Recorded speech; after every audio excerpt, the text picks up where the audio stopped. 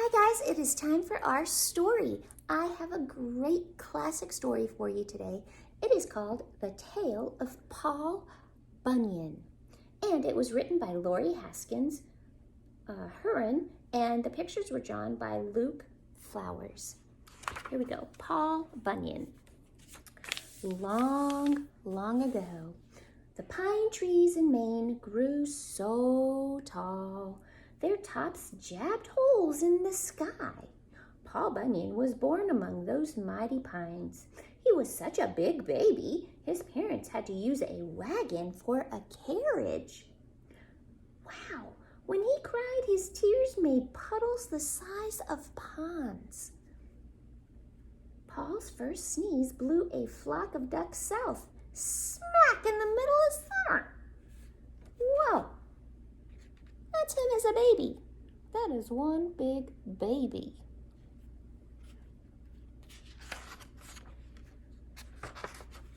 By the time he turned 18, Paul stood 13 axe handles high, and he was growing an inch a day. Soon he left home to join a logging crew. All winter, Paul and the other lumberjacks chopped down trees. Paul worked faster than the rest of the men put together. He could fell a dozen pines with a single blow. It wasn't long before he became the boss of the whole crew. Here he is, chopping down big old pine trees.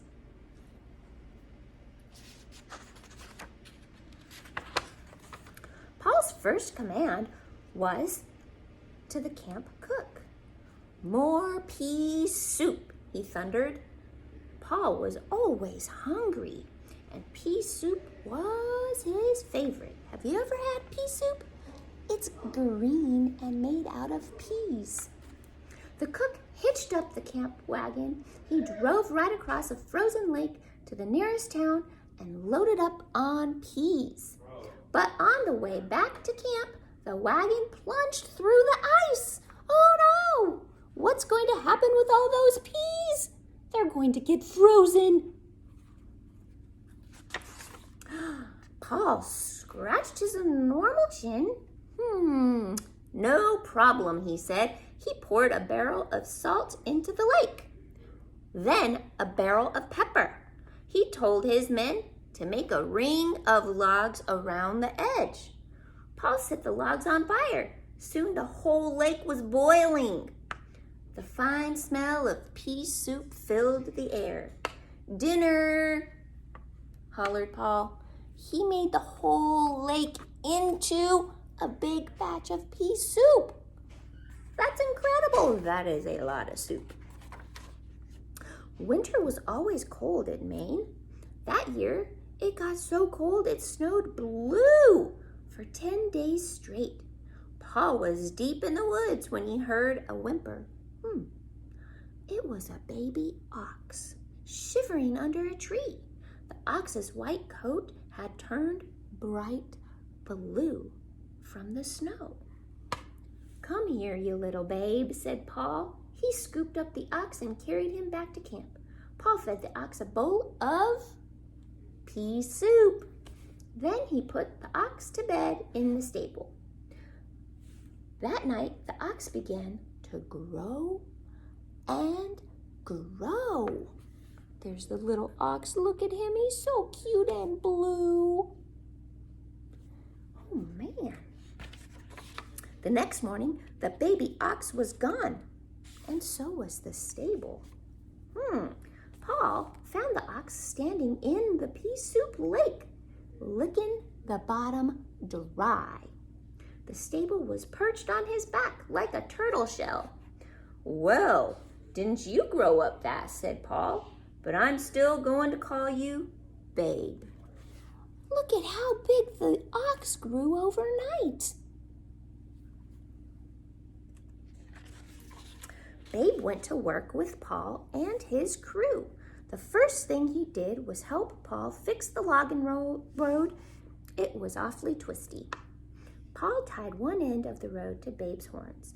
Then, with one good tug, Babe straightened that road right out. The days kept getting colder. Raccoons stole the coats off of sleepy bears. Fish grew fur over their gills. And one morning, the lumberjacks' words froze solid in the air. Hello, hello, they called, but they couldn't hear a thing. Not till spring, when the words finally thawed. Boy, that ox sure got big quick from all that pea soup. The river thawed, and Babe helped Paul's crew push the logs into the water. Ride those logs down the river. Don't stop till you reach the nearest sawmill, Paul told his 10 men. Then he and Babe headed west with the rest of the crew. Turns out the river didn't lead to a sawmill. It didn't lead to anything at all. It was the Round River, and it flowed around and around in one big circle. Paul's men didn't know what to do, so they just kept riding the logs. They just kept going around in circle with all the logs that they had cut down. Oh my goodness, that doesn't even make any sense. 20 years later, Paul passed by the same spot. There were his men with long white beards still floating in that same river. The water had worn the logs down to slender sticks. Might as well put those sticks to good use, said Paul. He made the sticks into fishing poles, and his men caught the last of the furry fish from the Round River. This is why you almost never see a fish with fur anymore. Now that is the silliest thing I've ever seen, a furry fish. Paul and Babe crisscrossed the country, logging forests from Maine to California and back again. They made some important stops along the way. In Oregon, Paul put out campfires by piling rocks on it. That's how Mount Hood came to be. Across Minnesota, Paul and Babe's footprints filled with rain.